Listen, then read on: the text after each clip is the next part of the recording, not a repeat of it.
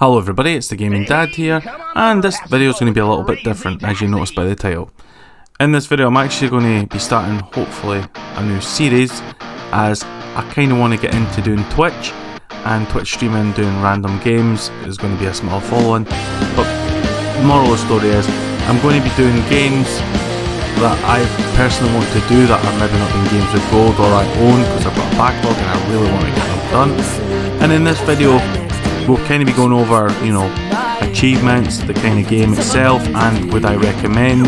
Also my highlights of the game itself, regarding gameplay glitches or so on and so on, really. And the reason why I'm kind of starting this series is because this is something personally I've wanted to do myself. And with the games of gold not being the greatest, or even games that I can cover, but you know what, because we're waiting until the end of this month anyway, I'm just going to put this video out and see how it goes. Also, I've chosen a nice, easy but short game. Well, easy is maybe not the right choice of words, but a game that when you learn the controls and kind of get used to the techniques, does become a lot easier. Anyway, going back to the Twitch thing, I am going to stream these games normally on Twitch, because I want to try and get some extra revenue, because, I need to earn money, and the YouTube videos are good and all, but they don't get anything, and I do want to do this professionally. So the kind of way it'll work is I'll be doing the gameplay on Twitch, you'll be seeing me on the journey, then once I'm done that I'll edit kind of bits out, put it into a video like this one, and give you a recommendation for the game itself, because some people might want to play these games or 100% them, but some stuff put them off. And I'll also be putting my Twitch details below, so if you can join or follow or whatever it is, that'll be greatly appreciated. Anyway, enough about me going on about my Twitch. The game we're going to be doing is Crazy Taxi. This is an Xbox 360 game, but it's obviously been backwards compatible on the Xbox One or Series X. But this game was originally released on the Sega Dreamcast. That's where I played the original. And the bad thing about this being an emulated version and also more up to date, a lot of the franchises, like there was KFC and Pizza, aren't actually in them, they've been cut out. And the soundtrack alone, there's only like a handful of songs nowadays, whereas back in the day there was a lot more to listen to. It actually makes me feel quite old that this was a game I played when I was a child. I mean, I'm going to turn 30 in the next few months, and it's quite daunting. But then it's a blast from the past, and surprisingly a good one at that. Now, going over my journey to 100% Crazy Taxi, it's surprisingly not a hard one. The controls are really gimmicky and getting used to them can be annoying, but the more practice you do, the easier it gets, obviously. You have two controller schemes, and I actually recommend the second one, which the left and right trigger are used to alternate reverse and drive, and A is to accelerate and B is to brake, and find it a lot easier to do the crazy drift, the crazy dash, and the limit controller, which is basically crazy dash while you're driving. The game itself, there's 3 game modes which you actually need to 100% all achievement. There is a couple of awards as well which require you to play the game for 10 hours, and you'll get the avatar awards, which are not really great nowadays because I don't think they go into your Xbox One or your future characters. But breaking the achievements up, there's 12 of them and they give you 200 gamer score. 4 are tied to the arcade mode, which you need a C, B, A and S rank, which unfortunately don't stack. And to get the C rank you need 2000, B is 3000, A is 4000 and S is 5000 and above. You've also got to watch that you get not a high score, because you can actually get another rating which I can't actually remember what it is. And the second mode is original, and that's a different map, and it's got the same 4 achievements based to ranking C, B, A and S, and yet again they are not stackable. Now, regarding all 8 achievements tied to the rankings, I managed to get the C ranking on both of them with 3 minutes, the B ranking with 5 minutes, and A and S on the 10 minutes one. You can try and do the 10 minutes one for C and B as well if you want to, it's entirely up to you. When it comes to collecting fares, I would recommend using green to red, as green being the best, to red being the worst, just because that gives you more money to get up to your required amount. I find myself enjoying and being better at playing the arcade mode than the actual original, and I felt like the arcade fare flow was kind of good, whereas it would make you going forward, and a lot of the original was making you going back and forward, so you'd have to reverse to go up the hill and then vice versa. And the final 4 achievements, and these are actually the hardest one, they are like double difficulty compared to the arcade and original mode, and that is Crazy Box, which requires you to complete 12 challenges, and each one has its own gimmick or task tied to it. And the way the achievements work, it's for doing 1 to 1S and then working up to S1 to SS. So there's 4. And the 4 of them are kind of breaked up into kind of focus on special abilities or techniques, shall we say. So the first one is kind of like using stuff like your car, your crazy dash, so you're knocking down bowling pins or you're collecting a flag. Whereas the second set is regarding drifting, the third set is regarding passengers and dropping them off, and then the final set, which is set S, is kind of everything put into one. So going over the techniques that I've mentioned a couple of times, Crazy Dash is probably the best one, but the hardest one I've found to use. So what you want to do is you want to make sure the car is stationary, put your car into reverse, and then give it a second or so.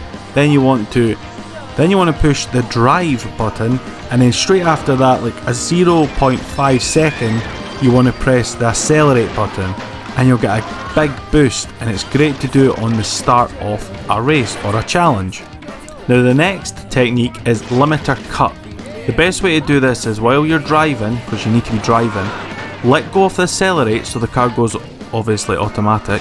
You want to press the reverse button, then press the drive button, and then same again, press accelerate, and you can hold it down like normal. You'll get another boost. And then finally, you've got your drifting. So when you see a corner you need to turn or you're going to hit bowling pins, you want to drive towards that destination and then press the reverse and straight away the drive button, as well as using the analog stick to go in the direction you want to go. Make sure you're also pressing accelerate while doing this, as you'll get a boost. And once all 3 techniques are mastered, you should be good to go.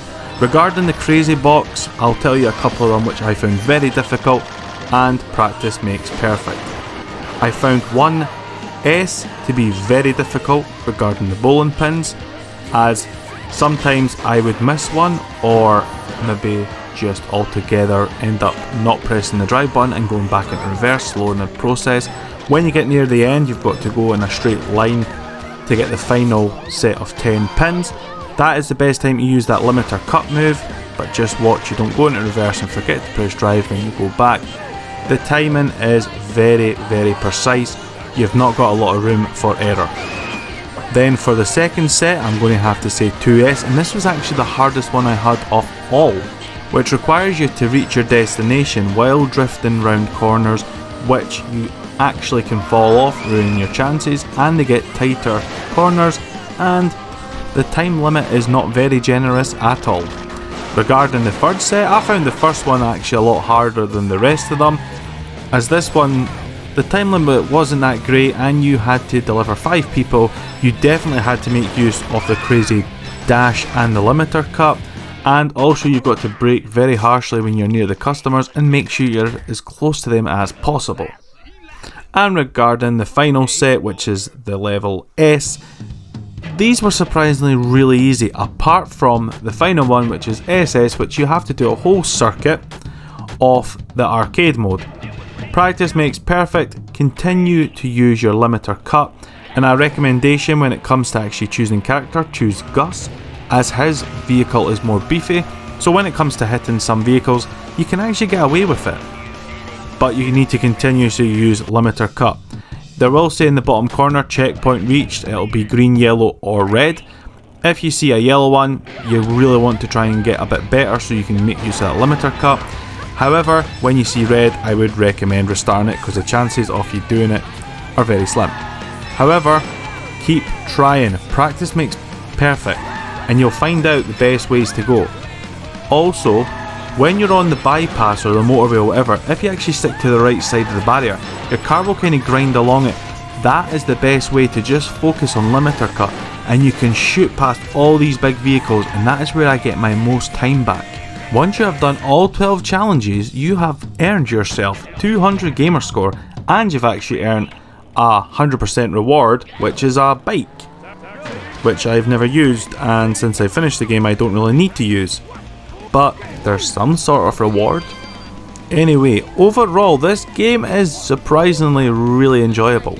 It can be difficult, it can be mind numbing, it can be controller throwing with some of the crazy boxes, but trust me, I had to do them twice because on my alternative account I had some of them done, and I really wanted to get the 100% completion on my main account and leave that horrible incomplete percentage on my gamer profile. So overall, rating wise, I'm going to give this a 5 out of 10, and time wise I'm going to give it a 3 to 4 hours. Anyway, I would highly recommend this. Even though it may look daunting at first with a crazy box, it is such a rewarding completion, and finishing it, I felt really good.